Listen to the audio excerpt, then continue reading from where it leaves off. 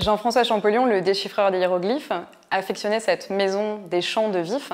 Elle appartenait à son frère aîné, à l'épouse de son frère aîné, et il y a régulièrement séjourné. Il y a laissé de nombreux souvenirs qui ont été conservés par ses descendants, et c'est pour cette raison que le département de l'Isère a pris la décision en 2016 d'y créer un musée à la mémoire des frères Champollion. Il repose sur 3 axes. Le premier valorise les 2 frères Champollion et le rôle fondamental que le frère aîné a joué auprès de son cadet. Le deuxième illustre les vies de chercheurs des frères Champollion au XIXe siècle.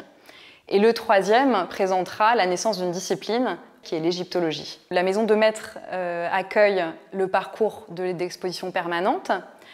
Dans les dépendances sont logées des expositions temporaires. Nous sommes ici dans l'espace d'exposition temporaire, mais aussi un accueil, une boutique et un espace pédagogique. Et le jardin et le parc sont restaurés dans l'esprit du XIXe siècle. Alors, au sein du parcours, on découvrira des objets personnels des frères Champollion, mais aussi des objets qui témoignent de leur activité de recherche. On pourra par exemple voir le bureau du déchiffrement, bureau sur lequel Jean-François a trouvé la clé du système hiéroglyphique, mais aussi une tenue qu'il a portée lors de son expédition d'Égypte, et un des clous de la collection, les estampages de la pierre de Rosette, sur lesquels il a travaillé. C'est assez exceptionnel de pouvoir, dans une carrière de conservateur, œuvrer à la création d'un musée de A à Z.